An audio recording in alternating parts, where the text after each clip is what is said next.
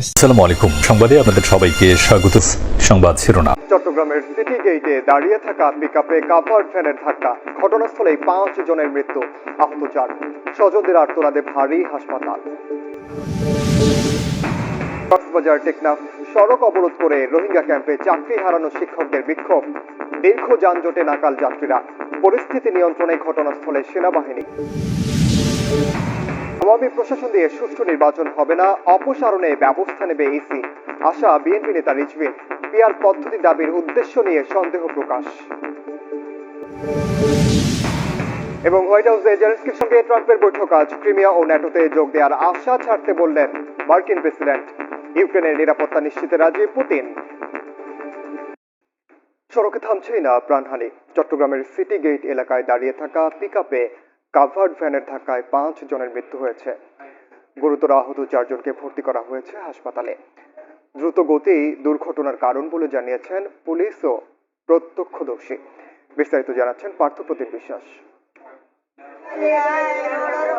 স্বজনদের আহাজারিতে ভারী হয়ে উঠেছে চট্টগ্রাম মেডিকেল কলেজ হাসপাতালের পরিবেশ।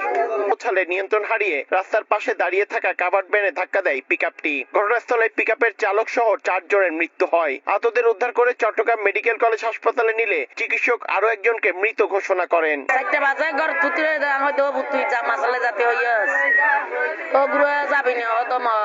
দুইটা লাশ ছিল, কিন্তু আমার বাইক 3টা এখানে ছিল। প্রত্যেকদিন যাই এই ফিশারি কাটতে মাছ আনার জন্য। কিরকম কি হয়ে গেছে ঠিক আমরা জানি না, আমরা মৃতদেহটা শুধু দেখতে পেলাম। প্রত্যক্ষদর্শী ও পুলিশ বলছে দ্রুত গতি দুর্ঘটনার কারণ। আমরা যখন একসাথে আসছিলাম দেখতেছিলাম ওইখানকার অবস্থা খুব গুরুতর, আহত সবাই দেখতেছি লাশ পড়ে রয়েছে। 5 জন মৃতদেহ পাইছি, তার মধ্যে 3 জনের আমি আইডেন্টিফাই করতে পারছি, আর 2 জন এখনো নাম ঠিকানা পাওয়া যায় না। আমি চেষ্টা করতেছি। নিহতদের 4 জন ফৌজদারহাট জেলেপাড়া এলাকার বাসিন্দা। কক্সবাজার টেকনাফ সড়ক অবরোধ করে বিক্ষোভ করছেন রোহিঙ্গা ক্যাম্পে চাকরি হারানো শিক্ষকরা। ক্যাম্পে যেতে দেয়া হচ্ছে না দেশি বিদেশি এনজিও সংস্থার কর্মকর্তাদের।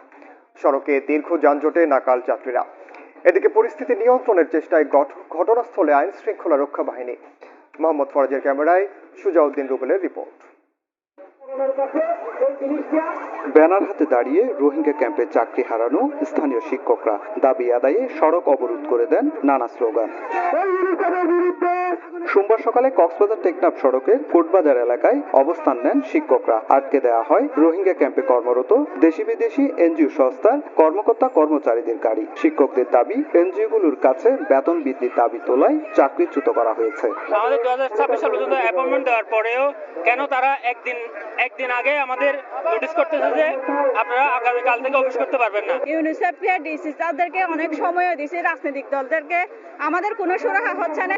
আমাদেরকে যদি পুনর্বহাল না করে এখানে কোনো এনজিও কোনোভাবে কাজ করতে পারবে না। যতদিন না পর্যন্ত আমাদের এই বিষয় শুরু হচ্ছে না, ততদিন পর্যন্ত আমরা আমরণ হচ্ছে কর্মসূচি ঘোষণা করেছি।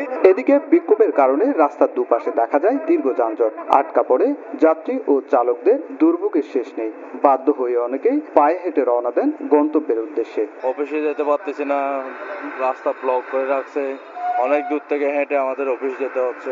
অর্থ সংকটের কারণ দেখিয়ে চলতি বছরের 1 জুন রোহিঙ্গা ক্যাম্পে শিক্ষা প্রকল্পে কর্মরত স্থানীয় প্রায় 1200 জন শিক্ষককে চাকরিচ্যুত করা হয়। তবে রোহিঙ্গা শিক্ষকরা এখনো দায়িত্বে বহাল আছেন। এর প্রতিবাদে 2 জুন সড়ক অবরোধ করে বিক্ষোভ করেন চাকরিচ্যুতরা। পরে প্রশাসনের আশ্বাস দিলেও কোনো সুরাহা না হওয়ায় ফের আন্দোলনে নামেন তারা।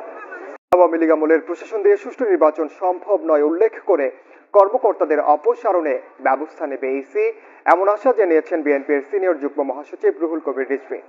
সকালে বিএনপির প্রতিষ্ঠাতা জিয়াউর রহমানের সমাধিতে নীলফামারী জেলা কমিটির শ্রদ্ধা নিবেদন শেষে এ মন্তব্য করেন তিনি।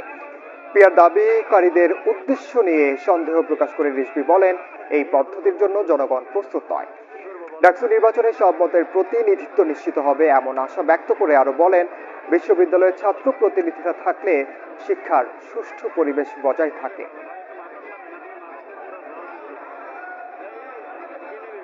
এই 15-16 বছরে প্রশাসন ছিল না, পুলিশ প্রশাসন ছিল না, এগুলো সব ছিল আওয়ামী লীগের ক্যাডার বাহিনী। এই ক্যাডার বাহিনী দিয়ে অবাধ সুষ্ঠু নির্বাচন হবে না। আমরা আমাদের দৃঢ় বিশ্বাস নির্বাচন কমিশনের প্রতি, তারা এইসব বিষয়ে মনোযোগ দিয়ে যাতে অবাধ সুষ্ঠু নির্বাচন যাতে ভোটাররা ভোট কেন্দ্রে গিয়ে তাদের পছন্দসই ব্যক্তিকে ভোট দিতে পারে সেই কাজটি তারা করবেন। দেশের বাইরের খবর, ইউক্রেন ইস্যুতে হোয়াইট হাউসে ডোনাল্ড ট্রাম্পের সঙ্গে বৈঠকে বসতে যাচ্ছেন জেলেনস্কি। স্থানীয় সময় সোমবারের এই বৈঠকে যোগ দেবেন যুক্তরাজ্য, ফ্রান্স, জার্মানি সহ ইউরোপের বিভিন্ন দেশের নেতারাও। তাদের আহ্বান, যুদ্ধ বন্ধের কোনো চুক্তির ক্ষেত্রে যেন ইউক্রেনের নিরাপত্তার বিষয়টি মাথায় রাখা হয়। ট্রাম্পের বিশেষ দূত জানান, ইউক্রেনের নিরাপত্তার নিশ্চয়তা দিতে রাজি পুতিন। এদিকে সামাজিক মাধ্যমে এক পোস্টে যুদ্ধ বন্ধে জেলেনস্কিকে ক্রিমিয়া ফেরত ও ন্যাটোতে যোগ দেওয়ার আশা ছাড়তে বলেছেন ট্রাম্প।